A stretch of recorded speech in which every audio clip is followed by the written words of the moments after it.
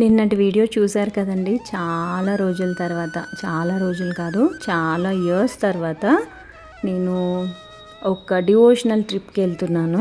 Solo trip అనమాట. నేను వందే భారత్ ఎక్కాను. ఎగ్జాక్ట్గా 6:10 అంటే పొద్దున 6:10కి సికింద్రాబాద్లో స్టార్ట్ అయిపోయింది. వందే భారత్తో మనకి బెనిఫిట్ ఇదే. నాకైతే వెళ్ళినట్టు కూడా అనిపించలేదు.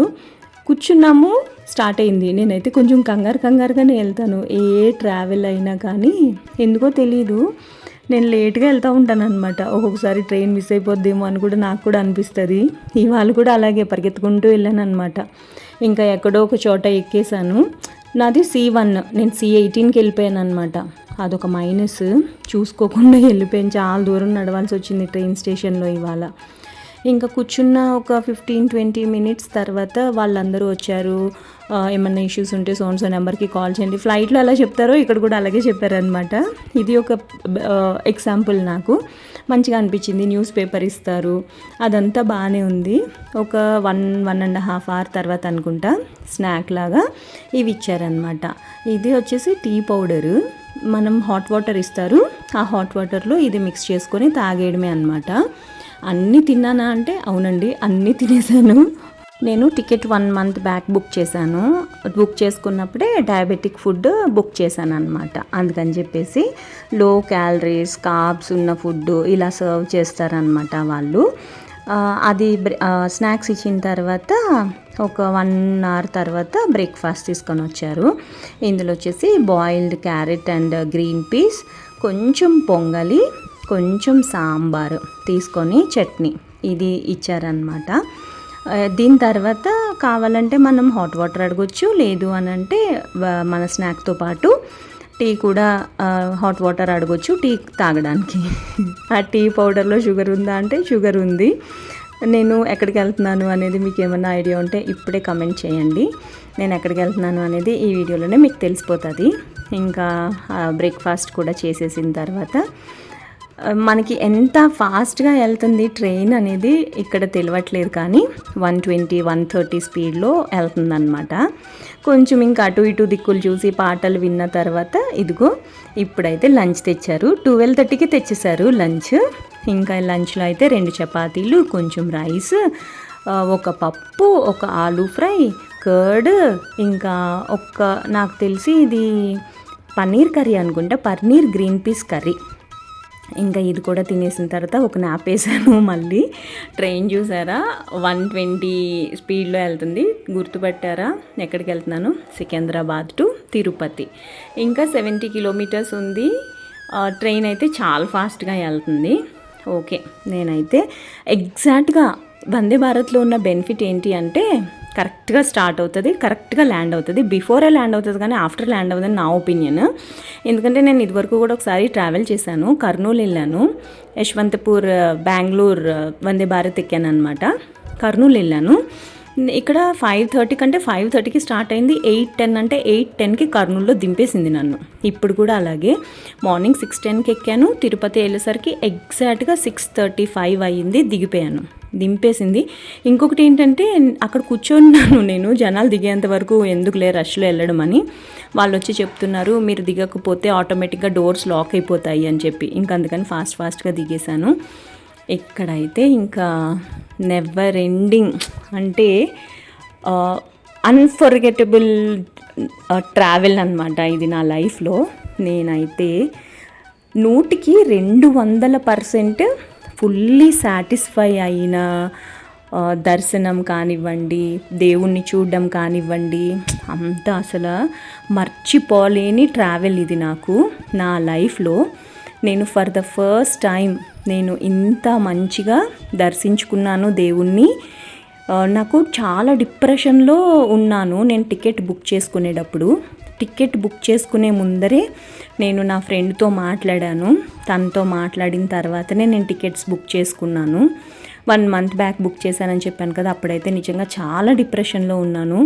నాలో ఉన్న మైనస్ ఏంటంటే నేను ఎవ్వరికీ ఏమీ చెప్పను జనరల్గా, కానీ ఒక్కొక్కసారి బాధ, ఏడుపు అన్నీ వచ్చేస్తూ ఉంటాయి అన్నమాట. అప్పుడు కూడా నేను ఎవరితోనూ ఏం షేర్ చేసుకోను అనమాట. ఎవరితోనూ, మా వాళ్ళతో కూడా నేను అసలు షేర్ చేసుకోను. సో ఆ డిప్రెషన్లో బుక్ చేసుకున్నాను టికెట్స్. నేను అసలు టెన్షనే పడలేదు, ఎలా జరుగుతుందో ఏంటో ఇవన్నీ ఏమీ టెన్షన్ పడలేదు. కానీ నాకు సపోర్ట్ తను అని అంటే వెంకన్న బాబు.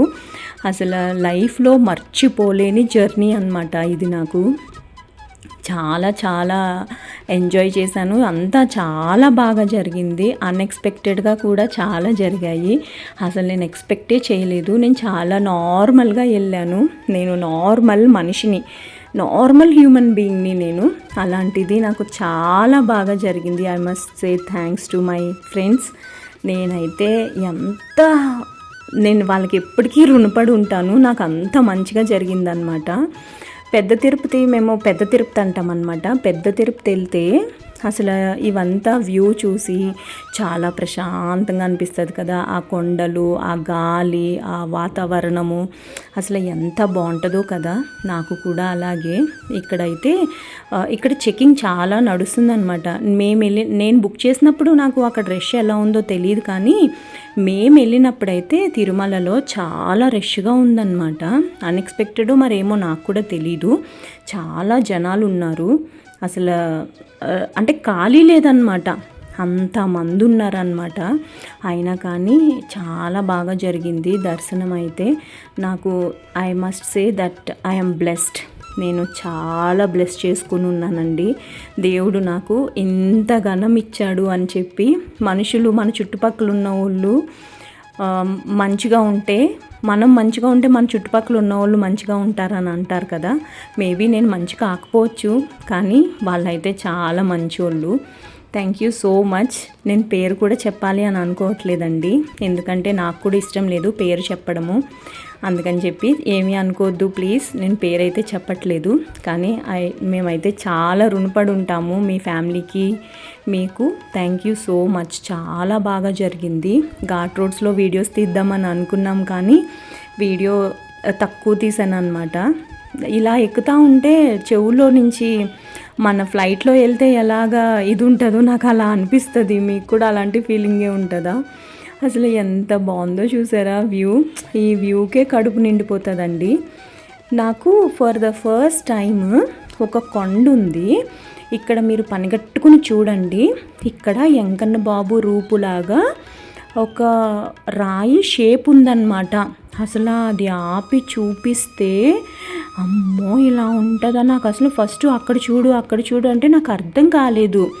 అయితే తర్వాత చూస్తే వెంకన్న బాబు నుంచున్నట్టు ఉన్నాడు ఇక్కడ. అమ్మో ఇలా ఉంటుందా అనిపించింది నాకు.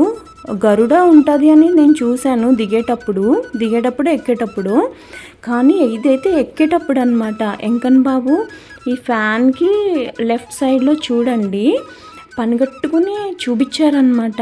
I feel so blessed. ఇదైతే నాకు చాలా మంచిగా అనిపించింది. ఎగ్జాక్ట్గా వెంకన్న బాబు షేపే ఉందండి ఈ రాయి కూడా. అంటే వెంకన్న బాబు ఇక్కడ కూడా ఉన్నాడు. 7 కొండలు కదా, 7వ కొండ మీదే కాకుండా ఈ కొండ ఇక్కడ కూడా ఉన్నాడు అని అయితే నాకు అనిపించింది. జూమ్ చేసి తీశాను. నేను ఇప్పుడు రియలైజ్ అయ్యాను. ఇదిగో చూసారా అసలు ఎంత క్లారిటీతో ఉందో ఆ ముక్కు, ఆ కిరీటము, ఆ చెస్ట్, పొట్ట, ఆ మెడ అసలు ఎంత బాగుంది. మూతి షేపు, గడ్డము, అబ్బా నుదురు ఎంత బాగుందో కదండి. అందరూ చూశారు అని అనుకుంటున్నాను. చూడలేదు అని అంటే ఒకసారి మళ్ళీ బ్యాక్ చేసుకుని చూడండి. ఆ దేవుడి బ్లెస్సింగ్స్ మన అందరి మీద ఉండాలి అని కోరుకుంటున్నాను. ఇది తిరుమలకి వెళ్ళే అంటే మనం ఇంకా జస్ట్ ఎంట్రన్స్కి వెళ్ళిపోతాము అనే దారిలో అనమాట.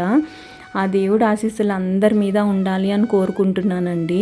ఇంకా ఫైనల్గా అయితే కొండ మీదకి వచ్చేసాము.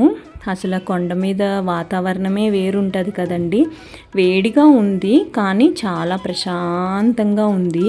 కాకపోతే చాలా రష్గా ఉంది అని నాకు తెలీదు, కానీ ఇక్కడికి వెళ్ళి చూసిన తర్వాత పాపం వాళ్ళు కూడా చెప్పలేదు రష్గా ఉందని.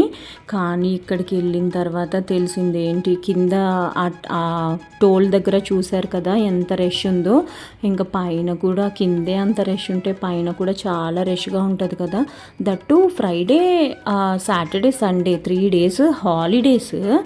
ఇంకా జనాలు ఎక్కువైపోయారేమో మరి, చాలా అంటే చాలా రష్గా ఉంది. ఈ వీడియో మీకు నచ్చిందా? నచ్చితే తప్పకుండా లైక్ చేసి సపోర్ట్ చేయండి.